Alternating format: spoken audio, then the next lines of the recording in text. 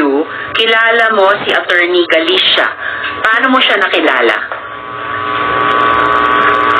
Hindi po ako nagpa-interview po, Madam Chair. Basta, sinabi mo sa isang media interview, marami ka ng interviews, alam ko po yon. Paano mo nakilala si Attorney Galicia? Madam Chair, wala po akong sinabihan po na gano'n sa interview. Kilala mo ba si Attorney Galicia? Madam Chair, I invoke my right po. I'm just asking. Parang tinanong mo ako, Risa, kilala mo ba si Sen Sherwin? Kilala mo ba si Sen Doroy? Tinatanong lang kita, Miss Alice. Kilala mo ba si Attorney Galicia? Sen, kausapin ko lang po saglit yung counsel. My God. Si Attorney Galicia ay naging resource person na rin po namin dito sa hearing na ito. So, siguro naman out of the two answers na pwede niyong ibigay sa chair, totoo sasabihin niyo.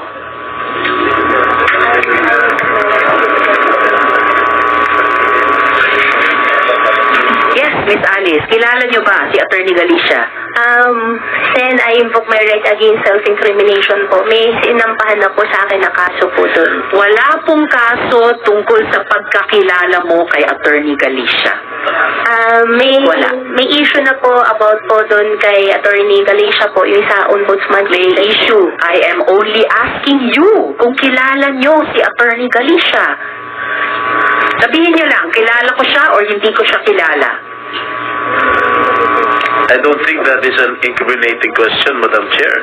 Yes. Maybe we can even ask the lawyer if that question is incriminating.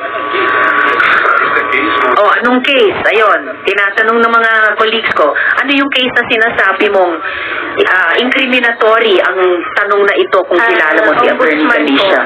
Ombudsman. Anong kaso Ay, sa hindi po pala sa ombudsman, sa DOJ po. Yung kaso sa DOJ on human trafficking? Opo. Wala pong kahit sa mga tanong namin, walang kinalaman ng pagkakilala mo o hindi kay Attorney Galicia sa mga charges ng human trafficking. Pwede ko bang tanungin si Director Santiago, sa pagkaalam po ng NBI, kilala po ba ni Miss Alice si Attorney Galicia? Mayroon pong interview na tinanong siya at sumagot siya na kakilala niya. Okay, salamat Director Santiago.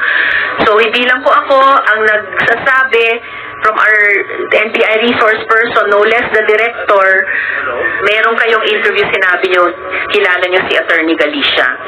Madam Chair, wala po ako interview po about it po.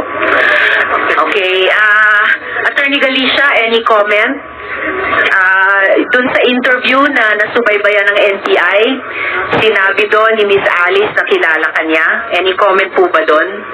Madam, Yung mic nyo, Attorney. ito po. Madam, allow me, Your Honor, to claim the confidentiality of the executive session.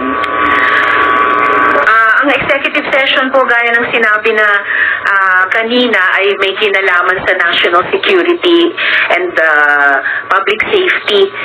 Yung usapin ba na kung kilala kayo o hindi ni Mayor Alice, wala pong kinalaman doon sa pagkaalam ko. Attorney, I really hate to do this to you, pero